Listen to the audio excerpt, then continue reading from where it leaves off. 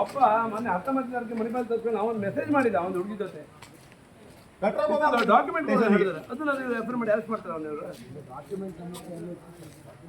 ಮೊನ್ನೆ 19 ತಾರೀಕು ಸ್ಟಾರ್ಟಿಂಗ್ ಇತ್ತು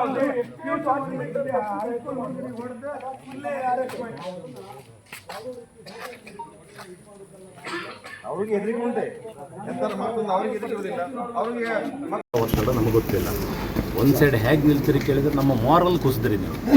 ದಾರಿ ಮೇಲೆ ಬಸ್ಸಲ್ಲಿ ಹೋಗುವಾಗ ಏನೋ ಆಯಿತು ಅಂತೇಳಿ ಹೇಳುವಾಗ ಕಣ್ಣು ಮುಚ್ಕೊಂಡು ಯಾವ ಸಮಾಜ ನಿಂತ್ಕೊಳ್ಳಿಕ್ಕಾಗ್ತದೆ? ಕೇಳಿದವನನ್ನು ಅರೆಸ್ಟ್ ಮಾಡಿದ್ದೀರಿ, ಹಿಂಸೆ ಕೊಟ್ಟವ್ರನ್ನು ಬಿಟ್ಟಿದ್ದೀರಿ. ನಾವು ಹೇಳ್ತಾ ಇರೋದು ಅವ್ರು ಕಂಪ್ಲೇಂಟ್ ಕೊಟ್ಟಿದ್ದಾರೆ, ಹಿಂಸೆ ಕೊಟ್ಟವರು ಯಾರು ಅನ್ನೋದು, ಅವರ ಹಿಂದೆ ಯಾರಿದ್ದಾರೆ ಅನ್ನೋದು ನೀವು ತಿಳ್ಕೊಂಡು ತರಬೇಕು, ಅವ್ರನ್ನ ಅರೆಸ್ಟ್ ಮಾಡಿ ತರಬೇಕು. ಸೊ ನಾವು ಹೇಳಲಿಕ್ಕೆ ಆಗೋದಿಲ್ಲ, ನಾವು ಹೀಗೆಲ್ಲ ಬಂದು ಜೂರು ಪಾರು ಮಾಡ್ಲಿಕ್ಕೆ ಹೋಗ್ಲಿಕ್ಕೆ ಆಗೋದಿಲ್ಲ. ನಾವೇನು ದಿನ ನಿಮ್ಮ ಎದುರುಗಡೆ ಪ್ರತಿಭಟನೆ ಮಾಡಿದ್ದೇವೆ, ಇದ್ರ ಗಂಭೀರತೆ ಅರ್ಥ ಆಗ್ತದಲ್ವ? ಸೊ ಈ ರೀತಿ ಮಾರಲ್ ಕುಸಿದರೆ ಒಂದು ಸಮಾಜದ್ದು, ಇಡೀ ಸಮಾಜ ಡಲ್ ಆಗ್ತದೆ. ನಾಳೆ ಏನು ಅರ್ಥ ಆಗ್ತದೆ ಹೇಳಿ?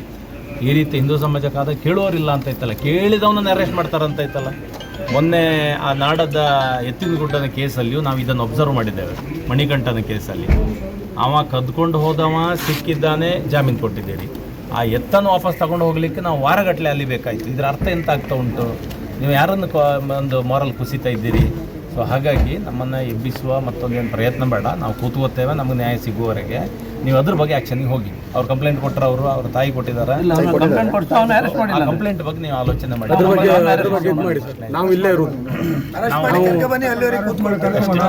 ನಾವು ಕಾಟಾಚಾರಕ್ಕೆ ಬಂದು ಇಲ್ಲಿ ಕೂತಿದ್ದಲ್ಲ ಸರ್.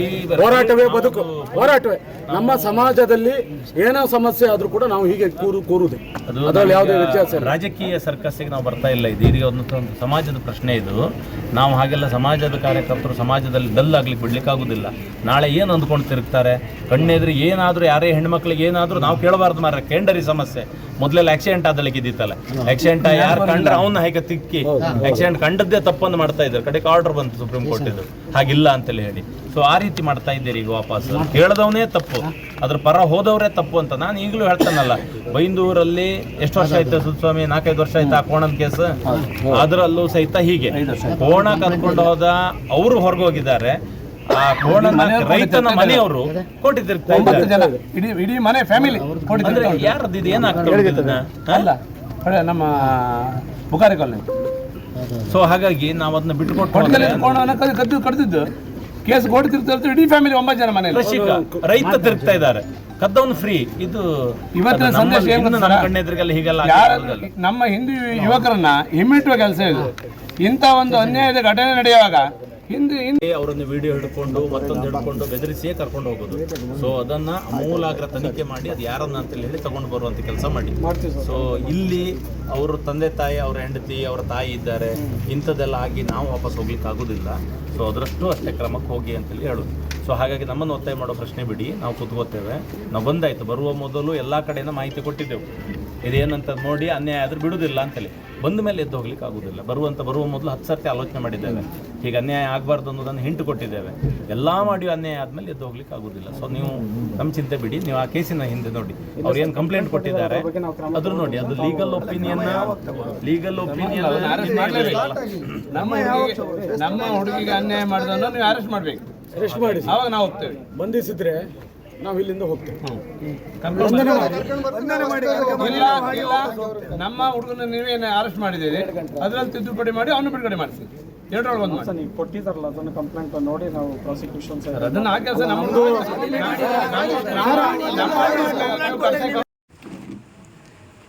ಮುಸ್ಲಿಂ ಹುಡುಗಿನ ಮತ್ತು ಮುಸ್ಲಿಂ ಹುಡುಗಿ ಇರ್ತಾರೆ. ಇತ್ತೀಚೆಗೆ ನಮ್ಮ ಜಿಲ್ಲೆಯಲ್ಲಿ ಮಾಡ್ತಾನೆ ನಿರಂತರವಾಗಿ ಹಿಂದೂಗಳಿಗೆ ಬೇರೆ ಬೇರೆ ರೀತಿಯಲ್ಲಿ ಅನ್ಯಾಯ ಆಗುವುದನ್ನು ನಾವು ನೋಡ್ತಾ ಇದ್ದೇವೆ. ಅನ್ನೆಸಸರಿ ಇರಿಟೇಷನ್ಗಳು ಹಿಂದೂ ಸಮಾಜದ ಮೇಲೆ, ಸಂಘಟನೆ ಮೇಲೆ, ಕಾರ್ಯಕರ್ತರ ಮೇಲೆ, ಅದನ್ನು ಕೇಳಿದರೆ ಪ್ರಶ್ನೆ ಮಾಡಿದವರ ಮೇಲೆ ಕೇಸು, ಅವ್ರಿಗೆ ಜೈಲಿಗೆ ಹಾಕುವಂಥದ್ದು ಇತ್ತೀಚೆಗೆ ಸಿಕ್ಕಾಪಟ್ಟೆ ಆಗ್ತಾಯಿದೆ. ಈ ಘಟನೆಯಲ್ಲಿ ಹಿಂದೂ ಹುಡುಗಿಯನ್ನು ಯಾರು ಚುಡಾಯಿಸಿದ್ದಾರೆ ಅವರ ವಿರುದ್ಧ ಯಾರು ಬಸ್ನಲ್ಲಿ ನೋಡಿದವರು ಗಮನಿಸಿ ತುಂಬ ದಿವಸದಿಂದ ಅವರನ್ನು ಬೆದರಿಸಿ ಕರ್ಕೊಂಡು ತಿರುಗ್ತಾ ಇದ್ದಾರೆ. ನಮ್ಮ ಪ್ರಕಾರ ಇದು ಲವ್ ಜಿಹಾದ್ ಘಟನೆ. ಇದನ್ನು ಜಾಗ್ರತೆಯಲ್ಲಿ ನಾವು ಒಬ್ಸರ್ವ್ ಮಾಡ್ತಾ ಇದ್ದೆವು. ಇದು ಲವ್ ಜಿಹಾದ್ ಉಪಯೋಗಿಸ್ತಾ ಇದ್ದಾರೆ, ಹಿಂದೂ ಹೆಣ್ಣುಮಕ್ಕಳಿಗೆ ಸಮಸ್ಯೆ ಆಗ್ತದೆ, ಮುಸಲ್ಮಾನ್ ಹುಡುಗರು ಆರಂಭದಲ್ಲಿ ಸ್ನೇಹ ಗಳಿಸ್ತಾರೆ, ಆಮೇಲೆ ಅವರನ್ನು ಕರ್ಕೊಂಡು ಹೋಗ್ತಾರೆ, ಹೆಣ್ಮಕ್ಳು ಸಹಿತ ಮನೆಯವರ ವಿರುದ್ಧ ಮಾತಾಡಲಿಕ್ಕೆ ಶುರು ಮಾಡ್ತಾರೆ. ಈ ಘಟನೆ ಅಂತೇಳಿ ಹೇಳಿ ಒಬ್ಸರ್ವ್ ಮಾಡಿ ಕರೆದು ಬುದ್ಧಿ ಹೇಳಿದಾಗ ಯಾರು ಆ ಹೆಣ್ಮಕ್ಳಿಗೆ ಚುಡಾಯಿಸ್ತಾ ಇದ್ದಾರೆ ಆ ಮುಸಲ್ಮಾನ್ ಹುಡುಗರನ್ನು ಪ್ರಶ್ನೆ ಮಾಡಿದ್ದಕ್ಕೆ ಆ ಪ್ರಶ್ನೆ ಮಾಡಿದವರನ್ನೇ ಬಲಾತ್ಕಾರವಾಗಿ ಇವತ್ತು ಜೈಲಿಗೆ ಹಾಕಿದ್ದಾರೆ, ಕೇಸ್ ಹಾಕಿದ್ದಾರೆ ಅವ್ರ ಮೇಲೆ. ನಾವು ಹೇಳ್ತಾ ಇರುವಂಥದ್ದು ಈ ಲವ್ ಜಿಹಾದ್ ಯಾಕೆ ನಡೀತಾ ಇದೆ, ಕ್ಷೇತ್ರದಲ್ಲಿ ಸುಮಾರು ಸಮಸ್ಯೆ ಇದೆ. ಇಂಥ ಸಮಸ್ಯೆಗಳ ಹಿಂದೆ ಅಧ್ಯಯನ ಮಾಡಿ ಯಾರ್ಯಾರಿದ್ದಾರೆ ಅಂತ ಅವ್ರ ಮೇಲೆ ಕ್ರಮ ಕೈಗೊಳ್ಳೋದು ಬಿಟ್ಟು ಪ್ರಶ್ನೆ ಮಾಡಿದವರ ವಿರುದ್ಧ ತಗೊಳ್ಬೇಕಾದಂಥ ಒತ್ತಡ ಇಲಾಖೆ ಮೇಲಿದೆ. ನಾವು ಹಿಂದೂ ಸಮಾಜಕ್ಕೆ ಇಷ್ಟು ಅನ್ಯಾಯ ಆದಾಗ ಎಷ್ಟು ದಿವಸ ನೋಡ್ತಾ ಕೂತ್ಕೊಳ್ಳೋದು? ನಿಮಗೆ ಸಿಕ್ಕಾಪಟ್ಟೆ ಗೋಕಳ್ಳತನ ಆಗ್ತಾಯಿದೆ, ಗೋಹತ್ಯೆಗಳಾಗ್ತಾಯಿದೆ, ಕಳ್ಳತನಗಳಾಗ್ತಾಯಿದೆ. ಇದೆಲ್ಲದನ್ನು ಬಿಟ್ಟು ಈ ಹಿಂದೂ ಸಮಾಜದ ರಕ್ಷಣೆಗೆ ಯಾರು ನಿಲ್ತಾನೆ, ಯಾರು ಮಾತಾಡ್ತಾನೆ, ಅವನ ಮೇಲೆ ಬಲಾತ್ಕಾರವಾಗಿ ಕೇಸ್ ಮಾಡಿ ಬಂಧಿಸುವಂಥ ಕೆಲಸ ಇವತ್ತಾಗಿದೆ. ಸೊ ಈ ಘಟನೆಯನ್ನು ಖಂಡಿಸಿ ನಾವು ಅಹೋರಾತ್ರಿ ದಿಢೀರ್ ಕೂತ್ಕೊಳ್ತಾ ಇದ್ದೇವೆ ಪ್ರತಿಭಟನೆಗೆ. ಇದರಲ್ಲಿ 2 ನ್ಯಾಯ ಬೇಕು. ಅನ್ಯಾಯವಾಗಿ ಅವನ ಮೇಲೆ ಕೇಸ್ ಆಗಿದೆ, ನಮ್ಮ ಪ್ರಕಾರ ಅವರ ಪೇರೆಂಟ್ಸ್ನ ಪ್ರಕಾರ ಬಲಾತ್ಕಾರದ ಕೇಸ್ ಆಗಿದೆ, ಒತ್ತಾಯದಲ್ಲಿ ಕೇಸ್ ಆಗಿದೆ. ಒಂದನೇ ವಿಷಯ ಅದು ತಪ್ಪು ಅನ್ನೋದು ಮೊದಲಾಗಬೇಕು. 2ನೇ, ಆ ಹೆಣ್ಮಕ್ಕಳಿಗೆ ತೊಂದರೆ ಮಾಡ್ತಾ ಇದ್ದಂಥ ಮುಸಲ್ಮಾನ ಹುಡುಗರು ಯಾರಿದ್ದಾರೆ ಅವರನ್ನು ರಕ್ಷಣೆ ಮಾಡ್ತಾ ಇದ್ದಾರೆ. ಇದು ಯಾಕೆ ಆಗ್ತಾ ಉಂಟು? ಸೊ ಈ ಘಟನೆ ಇಂಥದ್ದು 10 ಘಟನೆಗಳನ್ನು ಅಲ್ಲಲ್ಲಿ ಗಮನಕ್ಕೆ ಬಂದಿದೆ. ಇತ್ತೀಚೆಗೆ ಈ ಸರ್ಕಾರ ಬಂದ ಮೇಲೆ ನಿಧಾನಕ್ಕೆ ಈ ಪುಂಡ್ರು ಪೋಕರ್ಗಳ ಆ್ಯಕ್ಟಿವಿಟಿ ಜಾಸ್ತಿ ಆಗ್ತಾಯಿದೆ. ಈ 2 ವರ್ಷದಲ್ಲಿ ಗೋಹತ್ಯೆ ಜಾಸ್ತಿ ಆಗ್ತಾ ಉಂಟು ಯಾಕೆ? ಗೋ ಕಳ್ಳತನ ಜಾಸ್ತಿ ಆಗ್ತಾ ಉಂಟು ಯಾಕೆ? ಮನೆಗಳಿಗೆ ಬಂದು ತಲವಾರು ತೋರಿಸಿ ಗೋವನ್ನು ಕದ್ಕೊಂಡು ಹೋಗೋದಾಗ್ತಾ ಉಂಟು ಯಾಕೆ? ಇದೆಲ್ಲ ಆಗುವಾಗ ಇಲಾಖೆಯ ಬಗ್ಗೆ ಸಹಮತ ಇದೆ ನಮಗೆ. ಅವರು ಒದ್ದಾಡ್ತಾ ಇದ್ದಾರೆ, ಹೋರಾಡ್ತಾ ಇದ್ದಾರೆ, ಕಾನೂನು ಪ್ರಕಾರ ಪ್ರಯತ್ನ ಮಾಡ್ತಿದ್ದಾರೆ, ಇದೆಲ್ಲವೂ ಸರಿ. ಆದರೆ ಈ ಒತ್ತಡ ಯಾರಿಂದ? ಈಗ ಈ ಸಮಸ್ಯೆ ಆದಾಗ ಅದು ಏನು ಅಂತ ಗಮನಿಸೋದು ಬಿಟ್ಟು ನೇರ ಅವರ ರಕ್ಷಣೆ ಬಂದವರನ್ನು ರಾತ್ರೋರಾತ್ರಿ ಎತ್ಕೊಂಡು ಬಂದು ಅವನು ಮಾಡಿದ ಒಂದು ಸಮಾಜದ ಉಪಕಾರ, ಯಾರೋ ಒಂದು ಸಣ್ಣ ಹೆಣ್ಣುಮಗುವನ್ನು ಯಾರೋ ಒಬ್ಬರು ಚುಡಾಯಿಸ್ತಿದ್ದಾರೆ ಅಂತ ಹೇಳುವಾಗ ಹೇಗೆ ಸಮಾಜ ನೋಡ್ಕೊಂಡು ಸುಮ್ಮನೆ ಇರಲಿಕ್ಕಾಗ್ತದೆ? ಹೋಗಿ ಅವರನ್ನು ಪ್ರಶ್ನೆ ಮಾಡಿದವರನ್ನೇ ರಾತ್ರೋರಾತ್ರಿ ಕರ್ಕೊಂಡು ಬಂದು ಜೈಲಿಗೆ ಕಳಿಸ್ತಾರೆ ಅಂತೇಳಿ ಆದರೆ ಯಾರದು ಒತ್ತಡ ನಡೀತಾ ಇರೋದು? ಯಾರ ಸರ್ಕಾರ ನಡೀತಾ ಇರೋದು?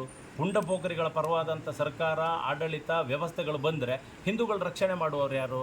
ಈ ಪ್ರಶ್ನೆ ನಮ್ಮದು ಸರ್ಕಾರಕ್ಕೂ ಇದೆ, ಪೊಲೀಸ್ ಇಲಾಖೆಗೂ ಇದೆ, ಹಿಂದೂ ಸಮಾಜಕ್ಕೂ ಇದೆ. ಇವತ್ತು ಹಿಂದೂ ಸಮಾಜ ಒಂದು ತೀರ್ಮಾನಕ್ಕೆ ಬರಬೇಕೀಗ. ಇಲ್ಲದೇ ಇದ್ದರೆ ಇದು ಆಗ್ತಾ ಹೋಗ್ತದೆ. ನಾನು ಹೇಳೋದು, ಲವ್ ಜಿಹಾದ್ ಯಾವುದೇ ಬಲಾತ್ಕಾರದಿಂದ ಯಾರನ್ನೂ ಹಾರಿಸ್ಕೊಂಡು ಹೋಗೋದಿಲ್ಲ. ನಮ್ಮಲ್ಲಿ ಮದುವೆಯಾದ ಹೆಣ್ಣುಮಕ್ಕಳನ್ನು ಸಹಿತ ಹಾರಿಸ್ಕೊಂಡು ಹೋದದ್ದಿದೆ. ಕೇಳಿದರೆ ಹೆಣ್ಮಕ್ಳು ಹೇಳ್ತಾರೆ, ನನಗೆ ಅವ್ರು ಇಷ್ಟ ಆಗಿದ್ದಾರೆ, ಹೋಗ್ತಾರೆ ಅಂತೇಳಿ ಹೇಳ್ತಾರೆ.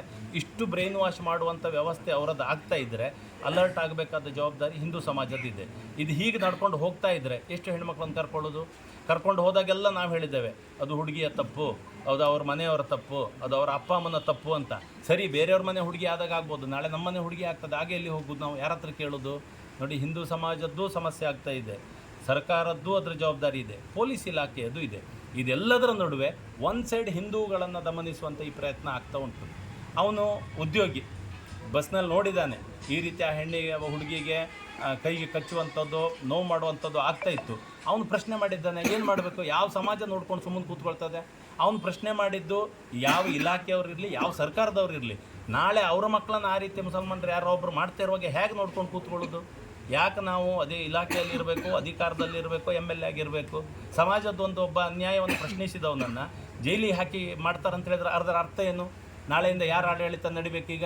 ಪುಂಡು ಪೋಖ್ರಿಗಳು ಇನ್ನೂ ಮೆರಿಬೇಕಾ, ಇನ್ನೂ ಮಿಂಚಬೇಕಾ? ಅವ್ರು ಎಲ್ಲಿದ್ದಾರೆ? ಇಷ್ಟ ಆಗುವಾಗ ಆ ಪೋಖ್ರಿಗಳು ಎಲ್ಲಿದ್ದಾರೆ? ಯಾರು ಅವ್ರನ್ನು ಕೇಳುವವರು? ಅವರ ಬಗ್ಗೆ ದೊಡ್ಡ ರಿಪೋರ್ಟೇ ಇದೆ. ಅವರು ಒಂದೆರಡು ಹೆಣ್ಣುಮಕ್ಕಳ ಬಗ್ಗೆ ಅಲ್ಲ, 10 ಹೆಣ್ಣುಮಕ್ಕಳಿಗೆ ಈ ಸಮಸ್ಯೆ ಮಾಡೋದು ಈಗ ಬೆಳಕಿಗೆ ಬರ್ತಾ ಇದೆ. ಈಗ ಒಂದು ಕೇಸ್ ಆದ ತಕ್ಷಣ ಈಗ ಬೆಳಕಿಗೆ ಬರ್ತಾ ಇದೆ. ಈಗ ಅವ್ರ ಬಗ್ಗೆ ಕ್ರಮ ಕೈಗೊಳ್ಳುವವರು ಯಾರು? ಸೊ ಇದೆಲ್ಲವನ್ನು ಖಂಡಿಸಿ ರಾತ್ರೋರಾತ್ರಿ ಕೂತ್ಕೋತಾ ಇದ್ದೇವೆ. ಯಾಕಂದರೆ ನಾವು ನಿನ್ನೆ ಕರೆದು ಮಾತಾಡಿಸಿ ಬಿಡ್ತಾರೆ ಅಂತ ಅಂದ್ಕೊಂಡಿದ್ದೆವು, ನೋಡುವ ಅಂತ ಹೇಳಿದ್ದೆವು. ಈಗ ಇದೆಲ್ಲ ವಿಷಯವು ಒಂದೇ ಸರ್ತಿ ನಮಗೆ ಆಘಾತ ಆಗಿಬಿಟ್ಟಿದೆ ಹಿಂದೂ ಸಮಾಜಕ್ಕೆ. ಅದಕ್ಕೋಸ್ಕರ ತಕ್ಷಣ ನಾವು ಪ್ರತಿಭಟನೆ ಕೂತಿದ್ದೇವೆ. ನಮಗೆ ಈ ವಿಷಯದಲ್ಲಿ ನ್ಯಾಯ ಸಿಗಬೇಕು. ಇದು ರಾತ್ರಿ ಹಗಲಿನ ಪ್ರಶ್ನೆ ಅಲ್ಲ, ನಮ್ಮ ಸಮಾಜದ ರಕ್ಷಣೆ ಪ್ರಶ್ನೆ.